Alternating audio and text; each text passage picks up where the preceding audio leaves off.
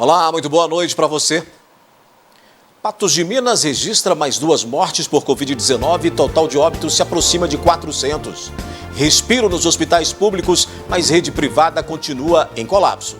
Mesmo com aumento de mais de 4% nos casos e mais de 8% nas mortes, mais 6 macro-regiões avançam para a onda vermelha do Minas Consciente e apenas uma fica na roxa. Prefeitura segue mudança para que pacientes da hemodiálise sejam tratados em outro local em Patos de Minas. E o Hospital São Lucas teme pelos pacientes que estão na UTI. Vereador de João Pinheiro cria polêmica sobre projeto de lei de proteção aos animais. Prefeitura ainda precisa repassar R$100 mil para que reforma de igreja de Santana de Patos aconteça. Com preço em escalada, há motorista que utiliza alguns mecanismos para economizar combustível. Tem ainda a nossa análise da notícia e muito mais no NTV News, que começa a partir de agora.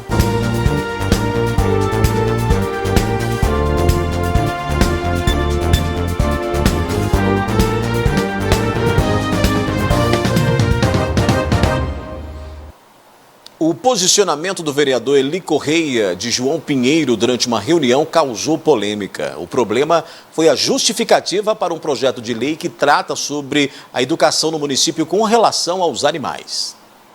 O projeto de lei, em seu artigo 2º diz: em toda a rede municipal de João Pinheiro, desde os anos iniciais, fica recomendado aos educandários que seja dada ampla divulgação à Lei nº 14.064, sancionada em 29 de setembro de 2020, tornando os educadores responsáveis por trazer aos alunos do município reflexões sobre o trato, cuidado e proteção aos animais como forma de prevenção à crueldade.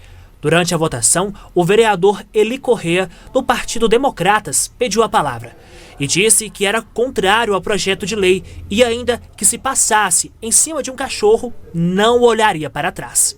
Senhor presidente, eu quero falar um pouco.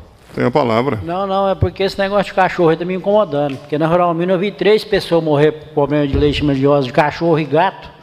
Lá em casa tem 2, eu não tive coragem de matar. Já arranjei um para matar. E tem uns gatos que estão doentes lá, minha mãe com 90 anos, e eles sobem no sofá junto com ela. E cachorro na rua não é lugar de cachorro em rua, não. Cachorro em rua tem que matar. E cachorro em rua aí, do jeito que vier toda a banda aí, ó. Cachorro em rua, pra mim, é perder tempo. Eu, se passar por cima do cachorro, não olho para trás. O projeto de lei foi aprovado por 11 votos a favor e 1 contra do vereador Eli. Então eu sou contra esse projeto. Eu tenho que falar, porque senão depois eles ficam aí no ar, essa bagunça aí. Após a reunião, a fala do vereador ganhou repercussão.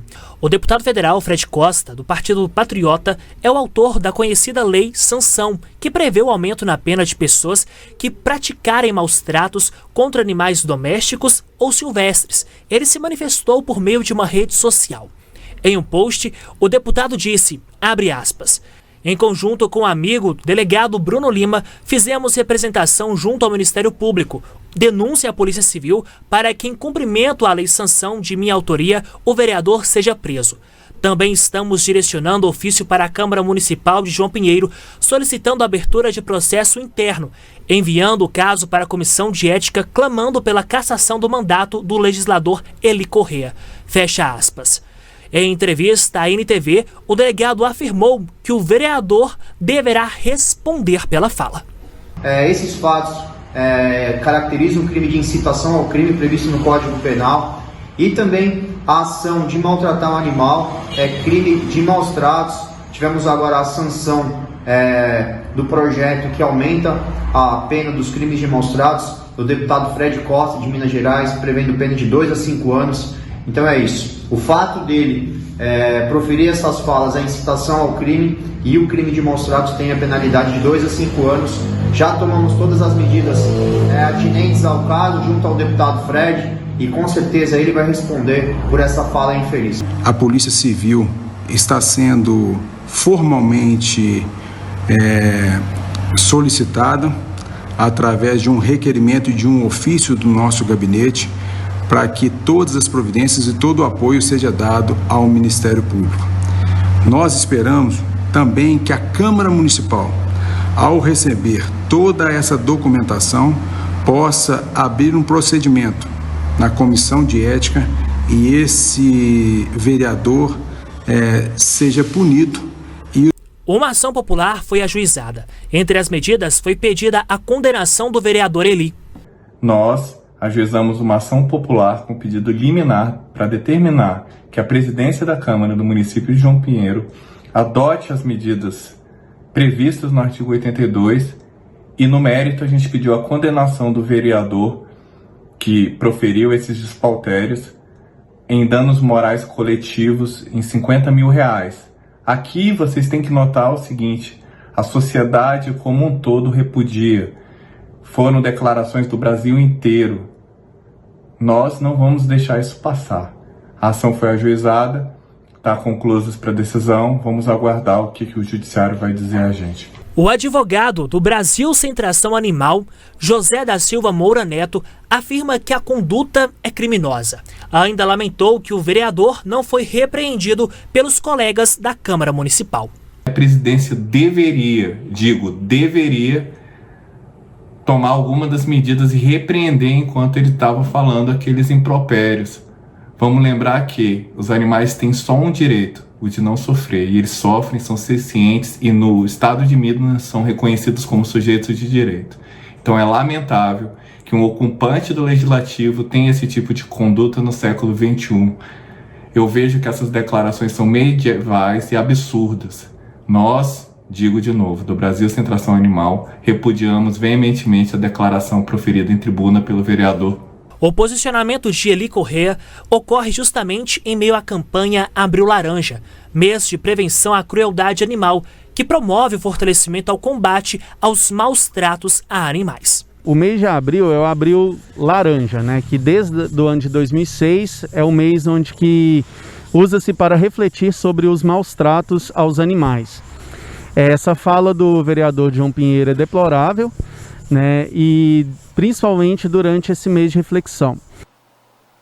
O deputado federal Noraldino Júnior disse ao jornalismo da NTV que pediu à Polícia Civil e ao Ministério Público para que possam ir até a casa de Eli apurar a situação de 2 animais que lá estão, após a fala do vereador, que disse que tentou matar os 2 animais, porém não havia conseguido. O Congresso Nacional derrubou nesta semana vetos do presidente Jair Bolsonaro a trechos do chamado pacote anticrime aprovado em 2019. Os vetos já haviam sido rejeitados pela Câmara no mês passado.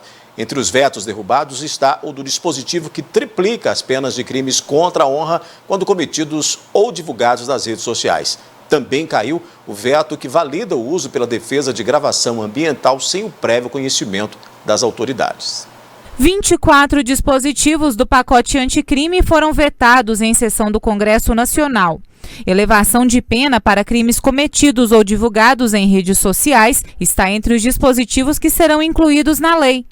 Olha, os crimes contra a honra, calúnia, injúria ou difamação, a redação dos crimes permanece a mesma. O que acrescenta a novidade se praticados pela internet, vai triplicar a pena que já estava combinados a eles anteriormente. O projeto aprovado pelo Congresso inclui mais uma qualificadora para o crime de homicídio, que consta no artigo 121 do Código Penal, o uso de arma de fogo de uso restrito ou proibido. Homicídio simples, a pena é de 6 a 20 anos. E o homicídio que tem algum elemento de qualificação, a pena é de 20 a 30 anos. Né? As qualificadoras são motivo torpe, matar mulher pela condição, por menosprezo à condição de mulher. Todos esses elementos qualificam e tiram o crime do simples e colocam como hediondo. Com a derrubada do veto, se o homicídio for praticado com arma de uso restrito ou proibido, vai ser também um elemento de qualificador. Vai tirar da pena a pena do homicídio de 6 a 20 e elevá-la de 12 a 30 anos. Ainda no projeto também tinham 3 itens relativos à defesa de servidores da área de segurança pública, investigados por crimes praticados com uso de força letal no exercício da profissão. Os policiais que em serviço praticarem crimes e acarretar a morte de pessoas, eles vão ser defendidos pela Defensoria Pública. A lei assegura isso a eles. E na indisponibilidade desse profissional, a instituição, às suas expensas, deverá custear um profissional para a defesa daquele agente da segurança pública. O Congresso também derrubou o veto do trecho que valida o uso pela defesa de gravação ambiental, importante prova em casos de violência doméstica e corrupção. O que ocorreu foi que no projeto de lei anticrime de 2019 havia sido vetado esse artigo que permitia as gravações privadas para elucidação de crimes. E agora o Congresso derrubou esse veto, voltando a permitir que essas gravações sejam feitas independentemente do conhecimento da outra parte. É o caso que nós vimos no ano passado da agressão de uma mulher por um ex-deputado, que gravou as agressões e usou, e isso foi utilizado como um meio de prova para que ele fosse posteriormente condenado. Em casos dessa gravação clandestina de um diálogo entre as partes, de que isso somente será possível e de ser utilizado em matéria de defesa. Então eu, delegado de polícia, não poderei utilizar desse subterfúgio para comprovar uma situação. Então eu não posso gravar, né, uma conversa minha com o meu suspeito, né, sem o conhecimento dele. Isso seria essa captação de escuta clandestina. Já esse meu investigado pode, como matéria de defesa, efetuar essa gravação clandestina para utilizar na sua defesa. Para os advogados, as medidas contribuirão na defesa das vítimas e na elucidação de crimes. Se todos tivessem, os agentes policiais, as forças públicas tivessem esse material de todos, a elucidação de crimes seria mais rápida e mais segura. E também uma segurança para os inocentes, que também excluiria a possibilidade daqueles que efetivamente não cometeram o crime de por eles ser responsabilizados. Ao longo do tempo, nós temos visto que isso é muito importante. Nós não podemos ficar atrás das tecnologias que hoje nos permite fazer todo tipo de prova, desde que lícita, para que comprovemos os ilícitos que são praticados, as ameaças, as agressões, até como auxílio da própria justiça e a comprovação dessa verdade real. Já aqui no News, obra na Fátima Porto pode ter comprometido rua no bairro Eldorado e a prefeitura ainda precisa repassar R$100 mil para que a reforma da igreja de Santana de Patos aconteça. Falta um detalhe para que as obras da reforma da igreja de Santana de Patos aconteçam. Repasse de R$100 mil pela prefeitura de Patos de Minas. Construída no século XIX, a igreja de Santana de Patos foi tombada pelo patrimônio histórico em 2008 e tem grande representatividade no cenário cultural. Após o notório acidente da Boate Kiss em 2012, diversas vistorias foram realizadas pelo país, incluindo na igreja de Santana de Patos, onde foi constatado que o local possuía situação degradante. O Corpo de Bombeiros verificou que algumas paredes da edificação, elas corriam o risco de desabar. Então, o Corpo de Bombeiros interditou a edificação. Foi realmente depois da nova composição da associação, em 2019, que nós conseguimos elaborar um projeto global de restauração, e com esse projeto nós conseguimos iniciar as obras. Então, agora em 2022, se completam 10 anos que a igreja está fechada. A Igreja Matriz de Santana de Patos é um dos bens patrimoniais mais antigos de Patos de Minas e tem um grande valor cultural e religioso para a nossa região. A Igreja de Santana tem um aspecto duplo, cultural e religioso, que nós precisamos ressaltar a todo instante. E essa restauração tem sentido por isso. Primeiramente, pelo aspecto religioso, ali é um lugar de oração, um templo, onde as pessoas fazem o seu encontro com Deus. Quantas famílias, quantas pessoas, quantos indivíduos ali receberam os sacramentos, quantas pessoas tiveram as suas vidas transformadas pela graça de Deus naquele ambiente. E nós precisamos retornar às nossas celebrações, os nossos atos de culto, a nossa liturgia, àquele lugar. A fase de elaboração do projeto de restauração da igreja foi finalizada e aprovada pelo Conselho de Patrimônio de Patos de Minas. O projeto custou R$ 90.400. Em torno de R$ 30 mil foram pagos pela prefeitura e o restante foi quitado com recurso da comunidade e de campanhas da igreja. Para as obras começarem, é preciso que a prefeitura faça um aporte de R$ 100 mil. Nós enviamos para a prefeitura um pedido para realizar um convênio para que seja aportado R$ 100 mil. Esse valor ele já foi aprovado pelo Fundo Municipal de Cultura e esse recurso sendo repassado para a entidade, as obras vão começar. No entanto, a estrutura encontra-se bastante danificada e um trabalho minucioso precisa ser realizado no local. Porque a igreja, ela é toda em madeira. Ela tem pilares de sustentação que são em madeira e esses pilares eles precisam ser reforçados, desmontar e remontar o telhado e fazer a parte elétrica. A presidente da Associação Santa Terezinha destacou a importância da ajuda de toda a população e da NTV para que o início da reforma da Igreja de Santana de Patos pudesse ser realizado. Para as pessoas acompanharem esse trabalho de restauração da Igreja Matriz de Santana. Então, eu queria agradecer. Vocês sempre são muito gentis. Queria agradecer ao nosso pároco local, que também não tem economizado esforços para que essa causa ela seja levada adiante, a igreja seja reaberta. A rua Colatina, que fica no bairro Eldorado, em Patos de Minas, segue interditada. A via cedeu e uma das causas pode ser por problemas causados por obra na Avenida Fátima Porto. Na rua Colatina, a 500 metros da prefeitura, transtornos e riscos eminentes. É que uma obra em andamento na Avenida Fátima Porto fez com que parte da via ficasse comprometida.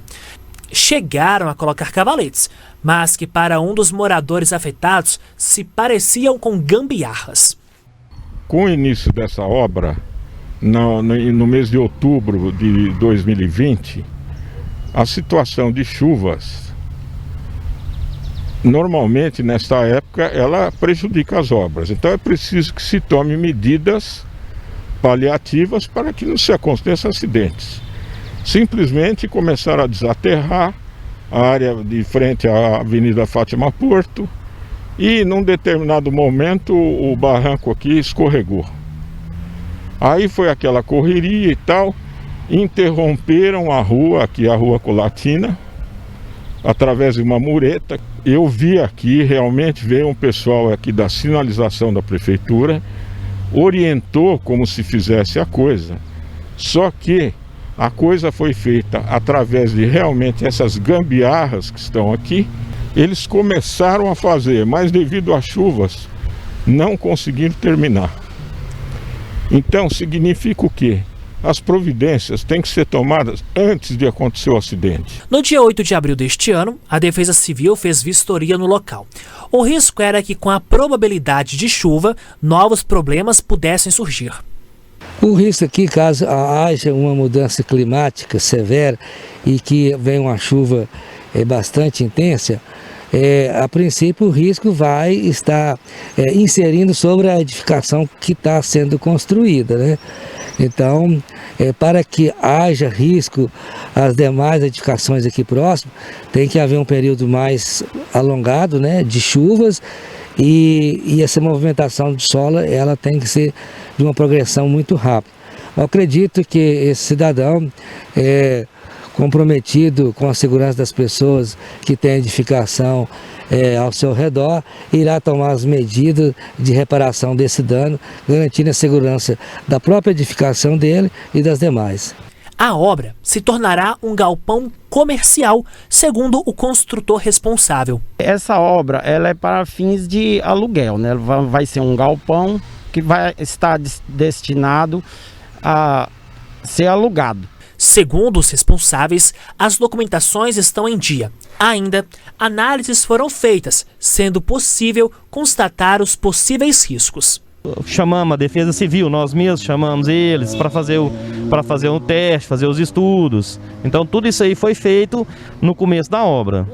fizemos a sondagem e observamos sim que havia ali um pontozinho de água, só que fizemos a sondagem e não detectou grande quantidade de água.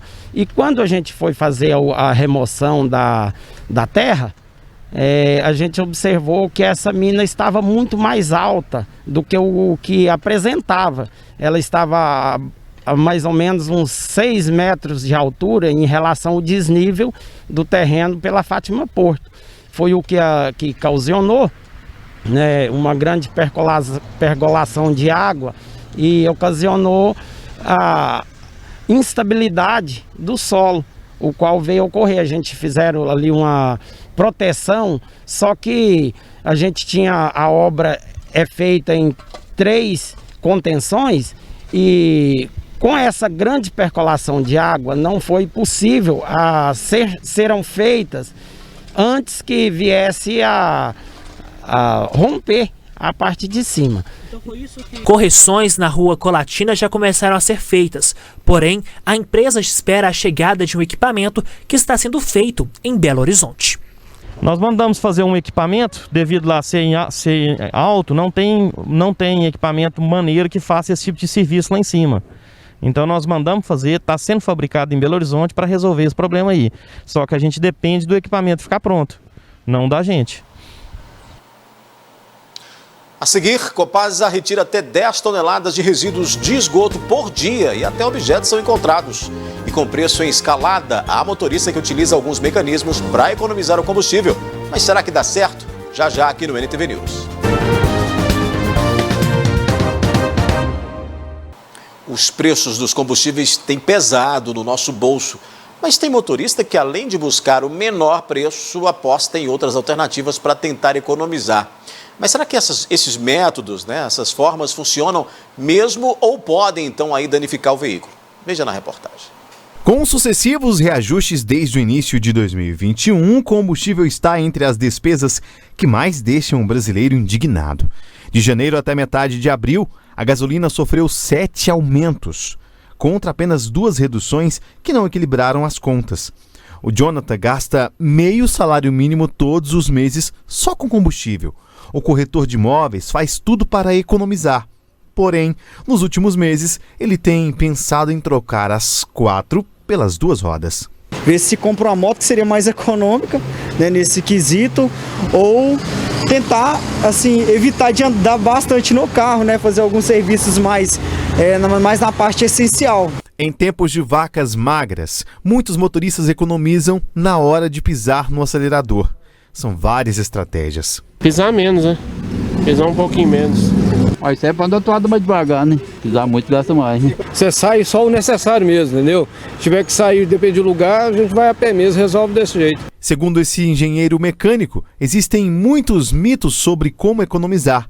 Para tirar algumas dúvidas, a primeira pergunta seria: descer com o carro desengrenado, a famosa banguela, economiza mesmo? Quando a gente coloca na banguela, o motor ainda continua jogando combustível para funcionar. E quando a gente está descendo engatado, o próprio movimento da roda está sendo levado para o motor. Aí a nossa injeção eletrônica interpreta que não precisa de combustível. Então, dessa forma, descer engatado sempre economiza mais e é muito mais seguro por conta do freio motor. E se você precisar parar de alguma forma, isso vai ser muito melhor. Desligar o carro no semáforo economiza? Economiza um pouco, mas é um gasto tão pequeno, é um período tão pequeno que eu acho que não faz sentido para você pensar nisso. E cada vez que você liga o carro, você tem um custo de 3, 4 segundos de carro ligado. Então você desliga o carro, liga o carro, já tem um custo um pouquinho maior. Nunca desligue ou desengate o veículo quando ele estiver em movimento. Não pode trafegar com o carro desligado e você também não pode trafegar com o carro desengatado. Isso são infrações e geram um perigo enorme para qualquer pessoa que esteja em volta e você que está no veículo. O freio perde a capacidade de frenagem. Se você tem uma direção hidráulica, você pode ter essa perda da direção hidráulica, ela pode travar com você. E se o veículo está desligado, então altamente não recomendável. Segundo o especialista, a economia mesmo vai depender muito de como o motorista conduz o veículo. Além disso, é bom ficar de olho na porcentagem no preço da gasolina. Cada carro tem uma especificação técnica de motor que ele vai se comportar melhor com álcool ou com a gasolina. Geralmente, essa proporção fica em 70%. Ou seja, se o preço do álcool for até 70% do preço da gasolina, vai compensar o etanol. E se caso for maior do que isso, geralmente se compensa mais a gasolina. Troquem a marcha no período certo, não espere o carro ficar urrando para trocar a marcha, não precisa ficar acelerando muito de uma vez ou freando muito bruscamente, seja mais constante na aceleração ou na frenagem. O uso de ar-condicionado na cidade gasta um pouquinho mais do que na estrada. Na estrada você pode utilizar ar-condicionado que compensa e, principalmente, mantenha a manutenção do carro em dia. Isso vai ser o principal fator para você ter um consumo bom de combustível. Até porque, no preço que está, toda medida que você tomar para economizar faz bem para o seu bolso. Porque a gasolina está muito cara, excessivamente, com vários e a todo momento tem um novo reajuste, e quando tem uma queda, é uma queda mínima, e depois vem um novo reajuste. Então, assim, a economia do combustível vai ajudar muito, né, nesse momento. A gente muda de assunto e fala da estação de tratamento de esgoto da Copasa, que chega a retirar mais de 10 toneladas de resíduos, um número bastante alto, e todos podemos colaborar com a diminuição. O esgoto, quando chega na estação de tratamento da Copasa, é de variadas formas, e nele é possível encontrar até mesmo objetos. Após o processo de tratamento de esgoto, a gente retira o sólido, né, do líquido que vem, e a gente remove ele fazendo esse descarte diretamente para aterro sanitário, né? Então, isso, de acordo com o licenciamento ambiental, é uma prática regulamentada, né? E é possível a gente encaminhar isso para aterro sanitário. É uma das possibilidades e é essa que nós fazemos. Por dia, são geradas mais de 10 toneladas de resíduos, mas você pode ajudar esse número a diminuir. Contribuam também, né? Porque já que todos participam do mesmo ambiente nosso aqui, então todos podem participar. Chega muitos resíduos. Então, assim, existe uma infinidade de produtos que chega, né? Sem contar aí os utensílios de garfo, colheres, isso chega também, meia. Então, assim, a gente tem muito trabalho com essa questão de separar os sólidos. Assim como o tratamento de esgoto, o descarte de resíduos é fiscalizado. Tem vários órgãos que regulamentam, né, tanto o tratamento quanto o descarte também. A gente tem o licenciamento da Supram e eles colocam condicionantes e a gente tem que atender, né, essas determinações.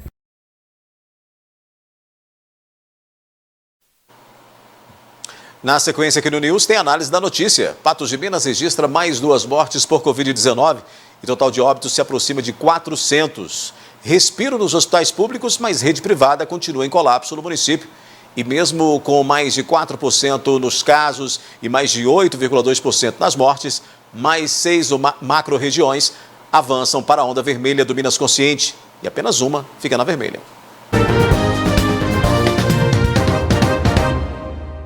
Desde o início da pandemia, são muitas as dúvidas sobre o uso e os modelos mais eficientes de máscaras. A higienização e a reutilização delas também provocam polêmicas. Mas, afinal, quais são as máscaras que oferecem maior proteção e como usá-las de maneira mais eficaz? Os traços no papel dão forma ao desenho.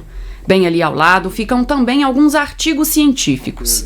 É combinando arte e ciência que o médico e cartunista Lor deixa um recado importante.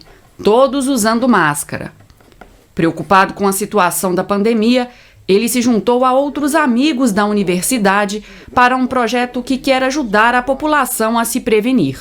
Nós ficamos preocupados com a situação de transmissão da doença muito mais fácil dentro dos ônibus, né? Então a gente resolveu fazer um kit.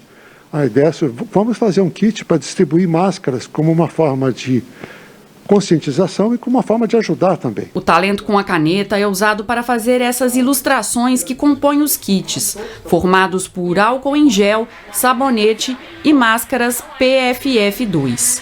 Com os desenhos, fica muito mais fácil ensinar como garantir uma proteção mais efetiva.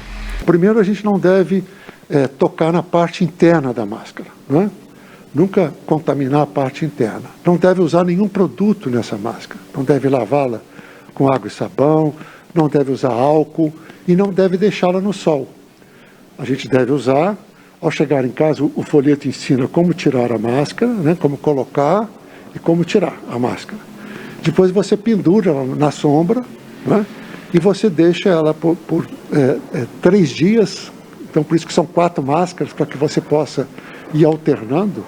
Você usou, deixa 3 dias pendurada na sombra, usa a próxima e vai assim, uma por dia você vai usando e vai deixando secar. Você pode usar até 15 vezes essa máscara. A sigla PFF significa peça facial filtrante. E o número 2 está relacionado à porcentagem de proteção.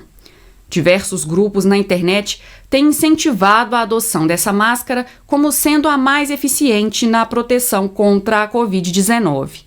Algumas páginas, além de orientar a forma correta de uso, tiram dúvidas e indicam locais para comprar o produto com certificação. Projetos na Câmara e no Senado também pretendem ampliar o acesso dessas máscaras para a população. Uma máscara de pano dupla face que possa vedar, né, de maneira significativa, ela é também importante. Por que nós estamos falando isso? Porque muitas pessoas talvez não vão ter acesso às máscaras equivalentes às N95.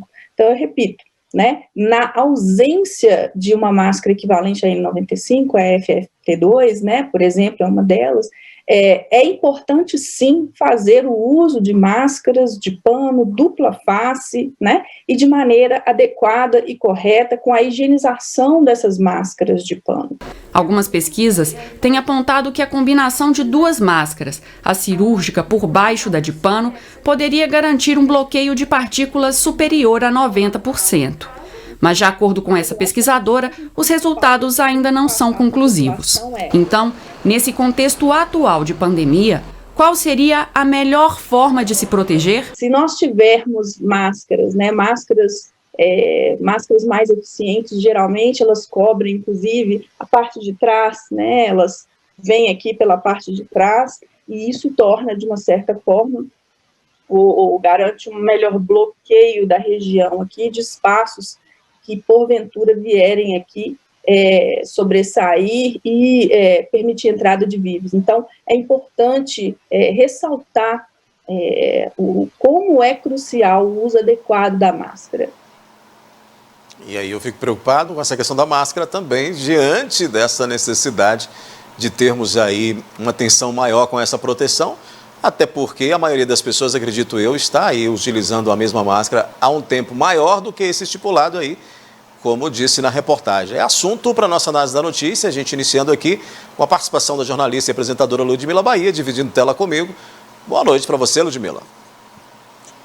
Olá, Odair, boa noite. Boa noite a todos que acompanham o NTV News. A partir de agora, a análise da notícia, para a gente conversar de alguns fatos desta quinta-feira, e um deles é esse, né, Odair? A importância do uso da máscara, mas de forma correto, porque não adianta nada a gente ter esse item de segurança importante, indispensável, e aí a gente não ter esses cuidados, essas cautelas. Mas é preciso conscientizar sempre da importância do uso e de forma segura. Não basta só cobrir o rosto, né? Tem que ter material certo, com uso determinado, inclusive, que é o que eu, por exemplo, passo a adotar, porque até então estava usando máscara além do tempo que dito aí na reportagem pela especialista, Ludmila. Não pode, tem que ficar atento também. Se for uma máscara de pano, como a gente viu na reportagem, a especialista de dentro, não é a ideal, mas se é a que você tem, se é aquela que você usa no seu dia a dia e não vai trocar, também tem a questão da lavagem, do armazenamento, a gente tem que ficar atento a tudo isso, né? De repente chegar num ambiente, tirar e colocar em qualquer lugar, porque assim também, quando você for se proteger, na verdade pode estar contraindo o vírus. E mesmo num período que pelo menos a gente verifica aí, houve uma diminuição nessa quantidade de novos infectados, mas a gente tem uma variante muito perigosa que prevalece em circulação. Então, a gente tem sim que se preocupar com os itens de segurança e usados da melhor forma possível para que a gente não sofra o que a gente viu aí há algumas semanas, né? Hospitais lotados, mais e mais casos e muitas mortes sendo registradas. Pois é, até porque quem já teve ou foi vacinado também precisa continuar usando esse item. Ludmila, vamos falar aí de imunização, né? Minas Gerais vai receber até esta sexta-feira mais 390.550 doses contra a Covid-19, segundo informou o governador Romeu Zema. Nessa semana, a remessa vai continuar atendendo pessoas de 60 a 65 anos e profissionais das forças de segurança. Até esta quinta-feira, quase 13% dos mineiros receberam a primeira dose e pouco mais de 5% a segunda dose, de acordo com os dados aí da Secretaria de Estado de Saúde, Ludmila.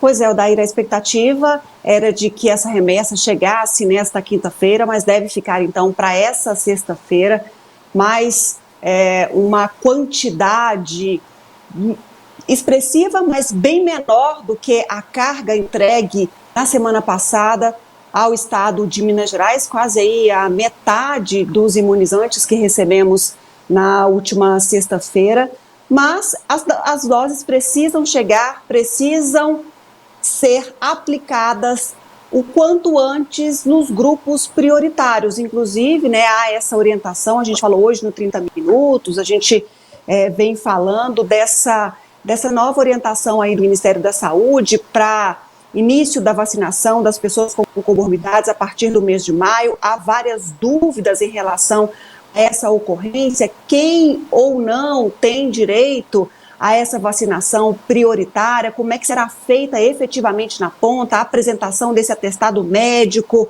a pessoa tem que buscar, os médicos nos postos de saúde estão preparados para atender essas pessoas, ou né, os médicos particulares, como é que vai ficar toda essa questão, essa dinâmica para atestar que aquela pessoa precisa realmente da dose, não? Então são muitas questões que serão geradas a partir desse novo momento, dessa nova etapa, quando essa etapa que ainda estamos terminar, porque a gente sabe muito bem que há cidades que estão bem avançadas aí, já vacinando idosos de 62 anos, de 60 anos até, mas outros municípios ainda estão um pouco atrasados aí, né? Mas a previsão é que maio comece, portanto, a vacinação das pessoas com comorbidades e o Ministério da Saúde falou até que os próprios estados e municípios têm autonomia para gerenciar essa fila para a distribuição desses imunizantes.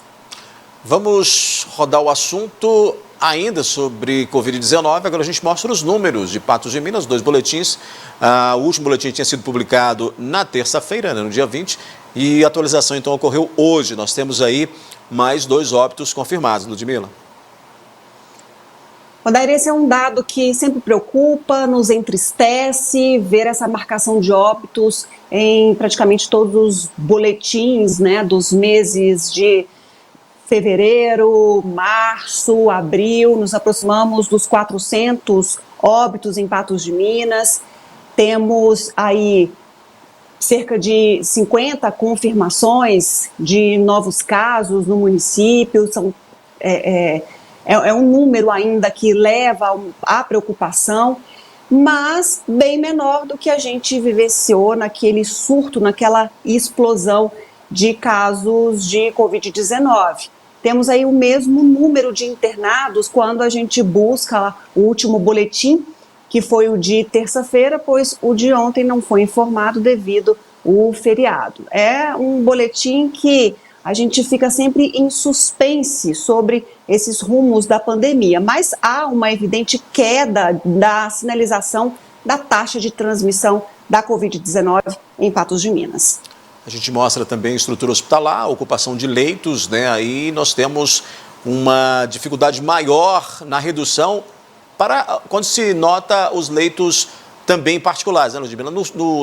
Apenas os relacionados ao hospital de campanha e o regional, ou seja, os que são pelo SUS, né, os públicos, eles têm uma redução aí, oscilando sempre, mas bem abaixo do que estava antes.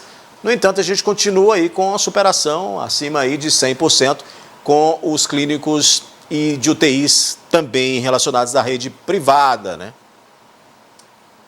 Pois é, Odair, são números em constante oscilação e que a gente tem que ter a devida preocupação porque são muito altos ainda, praticamente inalterada a quantidade de pessoas internadas em leitos hospitalares em Patos de Minas. Colapso permanece na rede particular e na rede pública a gente tem um certo alívio, mas é um número que é oscilante e a gente tem que ter a atenção.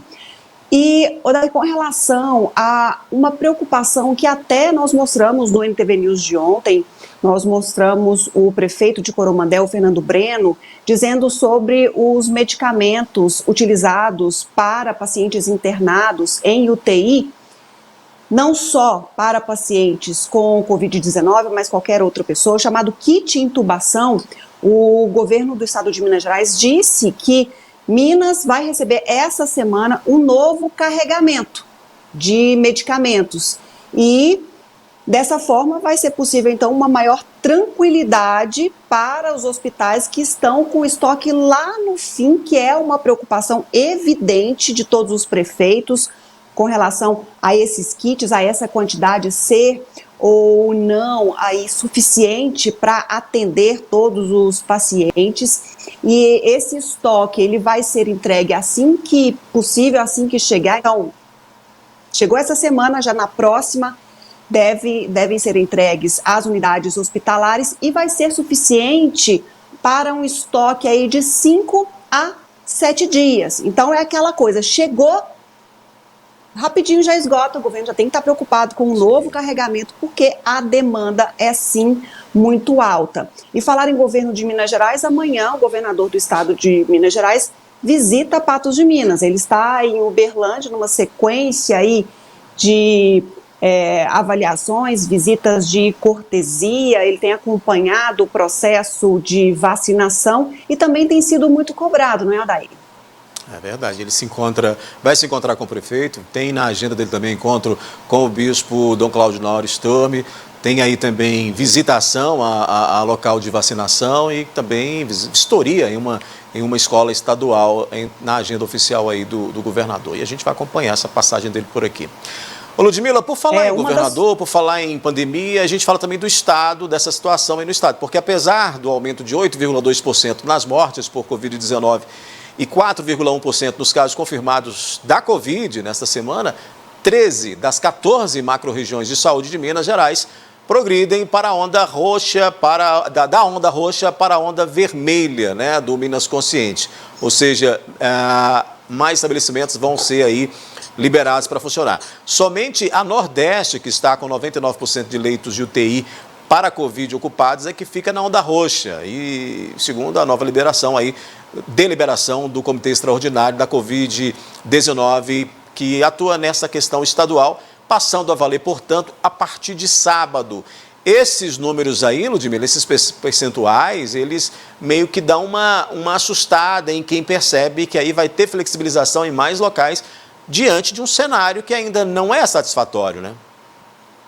A gente sabe muito bem que houve esse recuo importante da Covid-19 em Minas Gerais. A gente tem a queda na média de novos casos pela primeira vez em 2 meses. Então, é um cenário que se apresenta positivo. E se apresenta dessa forma justamente por conta das medidas já tomadas, por conta de endurecimento de regras.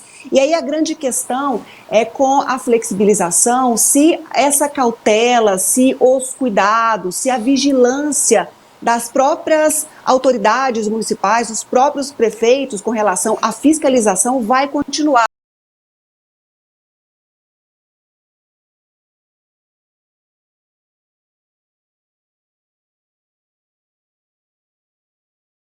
essa permanência ou esse recuo cada vez maior na infecção de novos casos da Covid.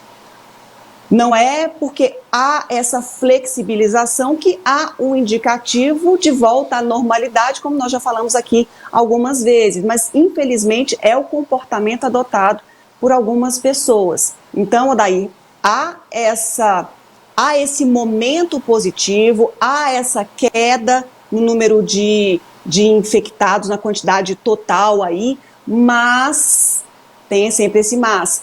O cuidado, a vigilância devem ser constantes. E por falar no Minas Consciente, a juíza Bárbara Collen Diniz deferiu liminar, Ludmila, em ação civil pública ajuizada pela Advocacia Geral do Estado para que o município de Abaeté, na região centro-oeste, cumpra as medidas impostas na fase onda roxa do Plano Minas Consciente, sob pena de multa diária de R$10 mil. E em sua decisão, a magistrada determinou a suspensão do decreto municipal que permitia, o funcionamento de serviços considerados não essenciais. Mais uma disputa na justiça aí com relação ao Minas Consciente, Ludmila. Pois é, alguns municípios que desobedeceram essa imposição do governo do estado de Minas Gerais foram acionados pela Advocacia Geral do Estado, o Ministério Público. Não foi o caso dos municípios da região, por exemplo, que não seguiram naquele momento que a gente estava em onda roxa, no segundo momento determinado pelo Estado. Depois de cumprir 2 semanas, o Estado determinou que prosseguisse com a onda roxa, mas por aqui o Estado não quis intervir. Mas na região de Abaeté, a magistrada disse, olha, o município não tem condições de atender os doentes, não há leitos de UTI, então é preciso aí que as medidas sejam cumpridas sim, e aí determinou essa sentença para o município sob pena de multa diária. Muito bem, vamos fazer uma parada rápida aqui na análise da notícia, Ludmila. A seguir, a Prefeitura segue com mudança para que pacientes de hemodiálise sejam tratados em outro local, em Patos de Minas, e o Hospital São Lucas teme pelos pacientes que estão em UTI.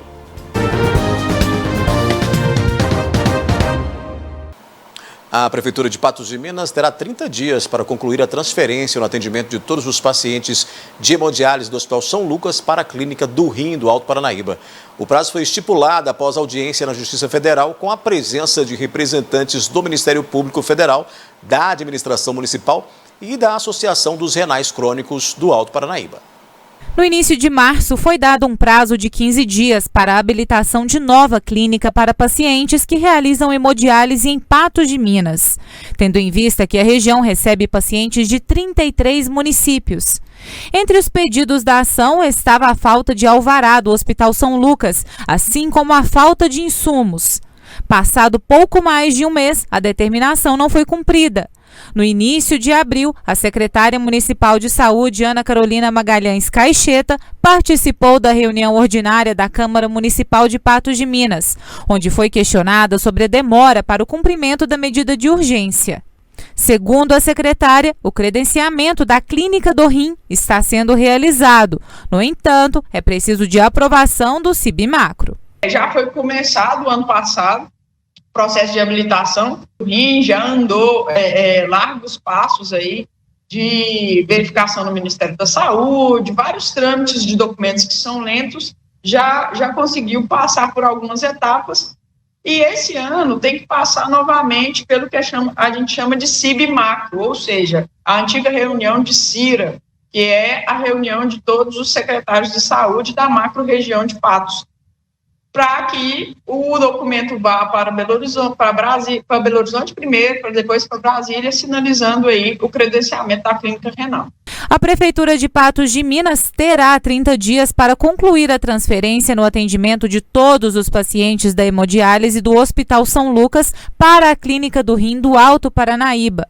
O serviço de hemodiálise é prestado no Hospital São Lucas desde 1982.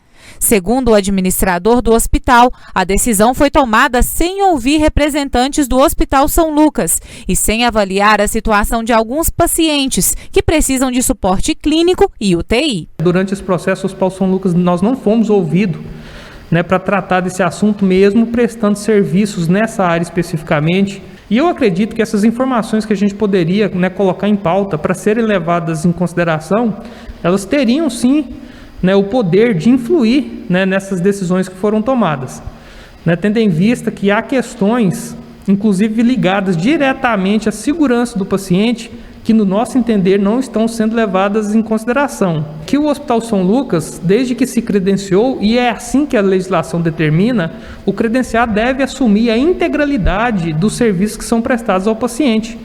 E por incrível que pareça, nesse novo credenciamento que se propõe a fazer, né, eles irão abrir mão do efetivo cumprimento dessas portarias que tratam desse serviço, que exigem esse leito de retaguarda, né, para habilitar esse novo prestador. O paciente pode, nesse fluxo, ser direcionado novamente para o Hospital São Lucas, porque aqui no Hospital São Lucas nós contamos com UTI, que são dotadas, né, do equipamento para a pessoa realizar a hemodiálise. Isso significa que o temor é que o hospital e outras especialidades passem por mais dificuldades com a retirada do serviço de hemodiálise, tendo em vista a dificuldade financeira do Hospital São Lucas. Nós não temos certeza de que, se com a ausência desse serviço no hospital, se nós realmente teremos condições de manter toda a estrutura que nós temos aqui hoje em funcionamento. E quando eu digo isso, eu quero relembrar que nós estamos tratando de algo extremamente delicado e muito sério, que nós não estamos tratando de um grupo pequeno de pacientes. O Hospital São Lucas é referência para mais de 33 municípios na macro-região. É uma população de mais de 700 mil habitantes, quando nós entendemos que nós deveríamos adotar o sentido contrário, adotar uma política séria remuneratória e explorar a capacidade de um hospital que hoje está subutilizada em uma região que nós temos vazios assistenciais. Isso chega a quase não fazer sentido. Ludmila, como é que fica essa situação então, né? Quais rumos será que a gente vai ter que seguir aí, uma vez que nós temos a necessidade dessa hemodiálise ser realizada de forma efetiva, né? Ela tem que ser realmente, esses pacientes não podem sofrer com essa situação de estrutura ou de outras questões relacionadas a esse atendimento público. Mas aí nós temos o Hospital São Lucas dizendo, por outro lado, que isso pode afetar, pode impactar em outros serviços públicos que são prestados pelo hospital. Por essa fala que a gente escutou aí do administrador do hospital, fica evidente que o hospital poderá, inclusive, fechar caso esse serviço seja retirado de lá, porque ele fala, olha, ficaremos em condições muito difíceis e será difícil a manutenção do HSL nessas condições. E além de colocar na conta aí da prefeitura sobre essa dificuldade que o hospital vai enfrentar com possível aí até fechamento, uma das consequências, uma outra questão é como ficará esses pacientes que estão em UTI. São cerca de 8 pessoas que estão em UTI e precisam do serviço. Para onde essas pessoas serão transferidas? Essa clínica tem condições ou qual hospital vai oferecer tratamento para esses pacientes? Então, é um problema muito complexo, há muito tempo discutido, que precisa de uma solução. A gente sabe dos inúmeros problemas que o Hospital São Lucas tem, da falta de insumos e outras questões mais.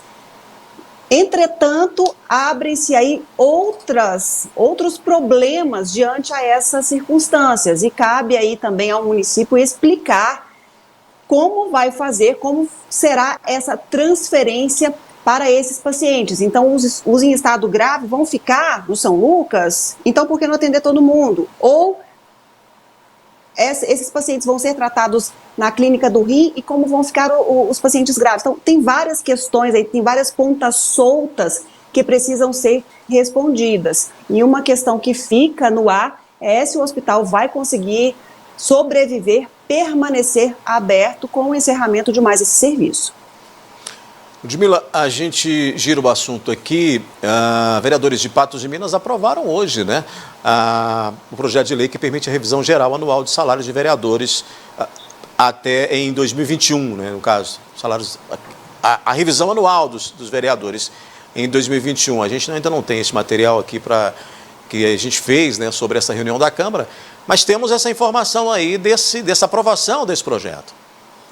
Pois é, Odair, foi no finalzinho da reunião desta quinta-feira que esse projeto foi colocado em votação para reajuste dos próprios salários e também da remuneração do prefeito, da vice-prefeita, e foi colocado sob vistas ali do vereador Zé Luiz sobre essa questão. O índice pedido pelos vereadores de 5,45% para esse reajuste salarial, e foi uma reunião muito polêmica, porque a gente tentou acompanhar, pois a reunião ela não pode ser presencial, a gente não pode acompanhar presencialmente, mesmo porque cada vereador está em um ponto, eles se reúnem remotamente, então fica impossível da gente fazer esse encontro presencial, mas foi um momento aí de difícil acompanhamento pela geração da votação desse projeto. Então a gente acompanha agora, estou vendo você fazendo sinal aí, parece que a gente já tem esse material aí no ponto para a gente discutir mais a respeito dessa polêmica. Em meio à pandemia, 13 vereadores de Patos de Minas assinaram o projeto de lei 5226 para a revisão geral anual de salários de vereadores e o 5227, que concede revisão geral anual de salários do prefeito, vice-prefeita, secretários, curador e procurador do município.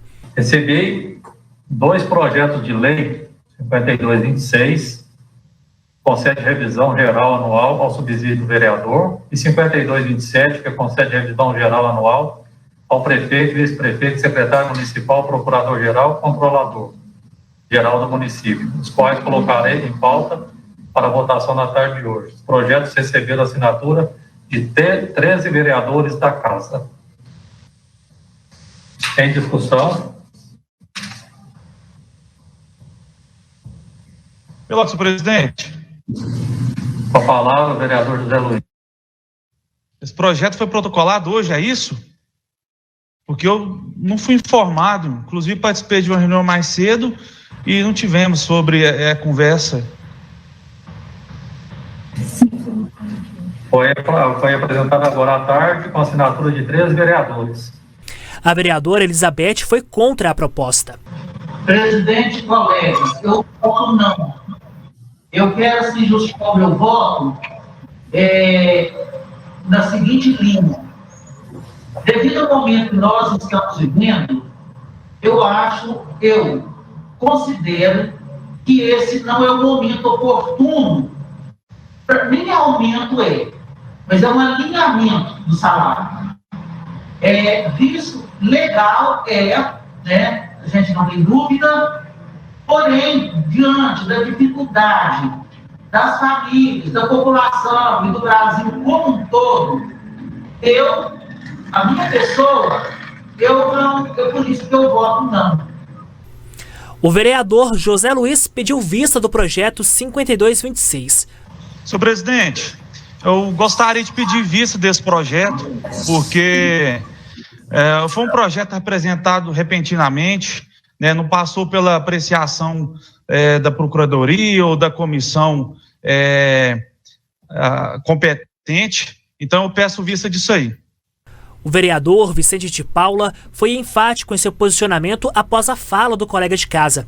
Lembrando que se trata de uma reunião extraordinária, no caso o senhor conceda a vista ao vereador José Luiz, que é um direito dele, ele terá que devolver também em 24 horas. O vereador Itamar André engrossou o tom e foi contra o pedido de vista. Senhor presidente, eu tenho 24 horas para devolver o projeto, não é legal, não é a nossa reunião, ela é extraordinária. Ela não é uma reunião feita de pauta, não tem como conceder, a não ser que dentro de 24 horas você tem que marcar outra reunião. Eu não vejo aí, Zé Luiz, de vista do envergadura do projeto desse, na verdade são de recomposição salarial. Ao final, após vários questionamentos e posicionamentos, o projeto que prevê revisão geral anual de salários de vereadores foi aprovado em primeiro turno por 13 votos, Com votos contrários, os vereadores Elizabeth Maria Nascimento Silva, José Luiz Borges e Vitor Porto Fonseca Gonçalves. Já no segundo turno, o vereador José Luiz pediu vista do projeto. Na sequência, o projeto 5227, que concede revisão geral anual de salários do prefeito, vice-prefeita, secretários, curador e procurador do município, foi recuado. Os autores são Bartolomeu, Daniel, Gladstone, Itamar, Cabo Batista, João Marra, José Carlos Silva, o Carlito, José Eustáquio, Lázaro Borges, Marquinhos das Bananas, Mauri da JL, Vicente de Paula e William Campos. O projeto está sob vista do vereador José Luiz. Ludmila, então nós temos aí 13 favoráveis e 3 que votaram contra, inclusive com pedido de vista depois dessa votação em primeiro turno desse projeto que permite esta revisão anual de salários dos vereadores, né, prefeito, vice-prefeito aí no município de Patos de Minas.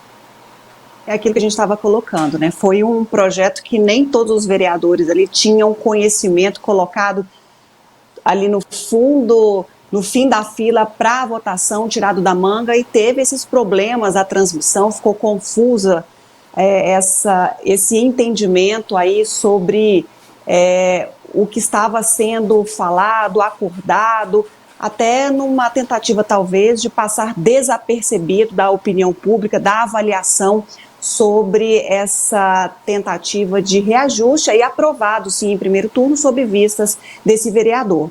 Aí ficou aprovado nessa reunião, Odair, o projeto de lei que concede o reajuste para os servidores municipais do município de Patos de Minas, naquele percentual que já havia sido acordado pela Prefeitura com o Sintrasp de 5,45%, que é o mesmo percentual de reajuste para o salário dos vereadores e também para o salário do prefeito e vice-prefeita. Esse projeto ainda tem que ser colocado em votação em segundo turno para sua aprovação. Então vamos ver aí o que vai dar. Começou com polêmica, com dificuldade, com troca de farpas entre os vereadores, essa questão que é sempre muito delicada, ainda mais nesse momento.